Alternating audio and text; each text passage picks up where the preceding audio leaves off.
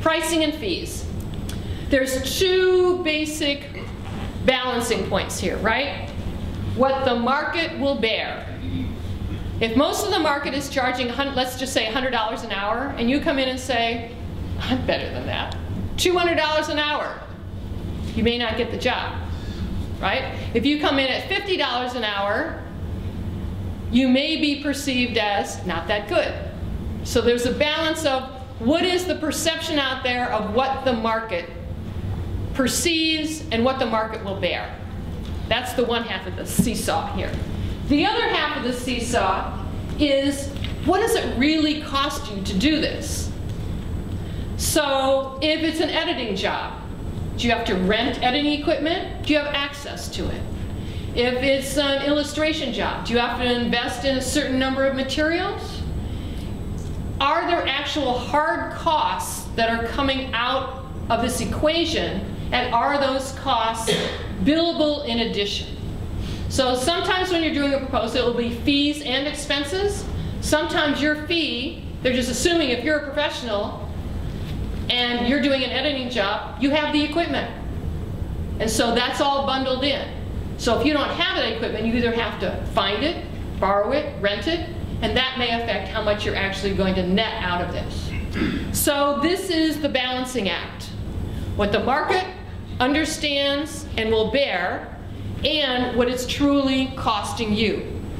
Now, how to find out where you should price along this seesaw. This is where the networking comes in. This is where your research comes in. And also, when you're talking with someone, the magic question: have you determined a budget for this? Sometimes they'll say, no, what do you have in mind?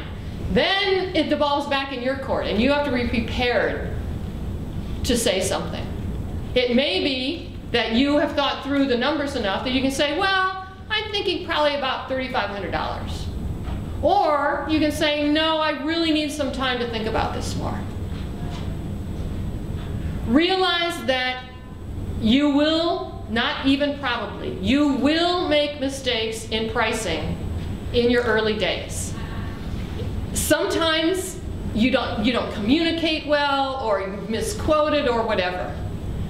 But one other thing about pricing, particularly those of you who are in the graphics field, although this relates to so many, you have to understand the scope of a project. If they hire you for something, you are the one who has to draw the parameters. We'd like our logo done.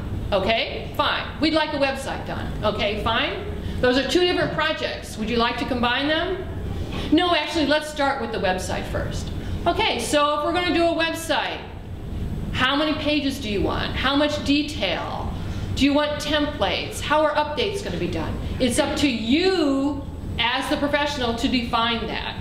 Because if you just say, oh, sure, $2,000 for that website, you're thinking main page, 2 child pages.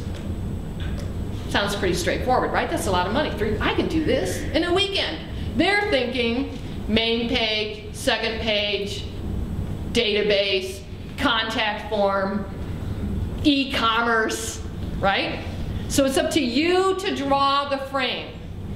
How many iterations do they get?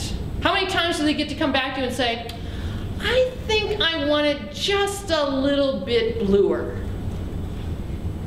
Every time that happens, it's costing you time, which means if it's by a flat fee, your dollar value is decreasing. The flip side of that is if you're charging by the hour, you want to keep them apprised of how much time they're going through. So when they get up to a certain point, you want to say, you know, we're getting up to our ceiling here of our original, so what kind of options would you like to pursue? You know, I can wrap this part up now, or I think it'll probably take us another 3.5 hours to finish this part. And they're going to say, so how much is that going to cost? Well, here's what I'm estimating. The worst thing you can do is let a client go down the path and then spring them some big bill at the end. They may like the job, but they will not be happy because of the finances.